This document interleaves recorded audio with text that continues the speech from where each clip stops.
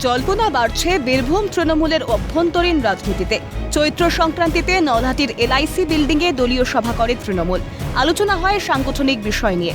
উপস্থিত ছিলেন রামপুরহাট মহকুমার অন্তর্গত 5টি বিধানসভার মধ্যে 4টির বিধায়কই। ছিলেন হাসান, ময়ূরেশ্বর, মুরারই, নলহাটির বিধায়করা। ছিলেন রাজ্যের মন্ত্রী চন্দ্রনাথ সিনহাও। পাশাপাশি উপস্থিত ছিলেন রামপুরহাট পুরসভার চেয়ারম্যান সৌমেন ভকত। আর এতেই জল্পনা বাড়ছে। তবে দেখা যায়নি বিধানসভার ডেপুটি স্পিকার তথা রামপুরহাটের বিধায়ক আশিস বন্দ্যোপাধ্যায়কে। কেন বৈঠকে নেই আশিস বন্দ্যোপাধ্যায়, সাফাই দিয়েছেন তৃণমূলের বীরভূম জেলা সভাপতি অনুব্রত মণ্ডল। সিনিয়র মানুষ তো অনেকটা ব্যাপারে বুঝতে পারছি, আপনি ম্যানেজ করতে পারে।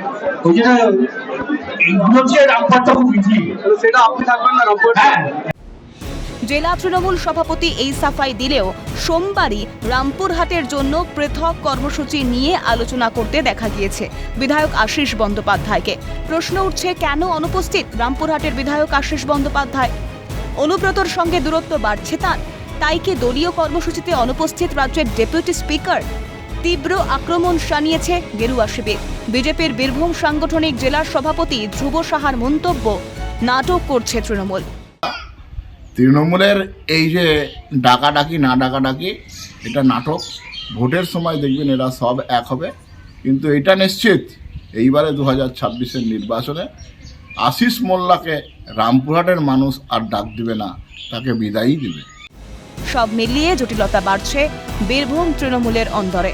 ভোলানাথ চক্রবর্তীর রিপোর্ট, ক্যালকাটা নিউজ।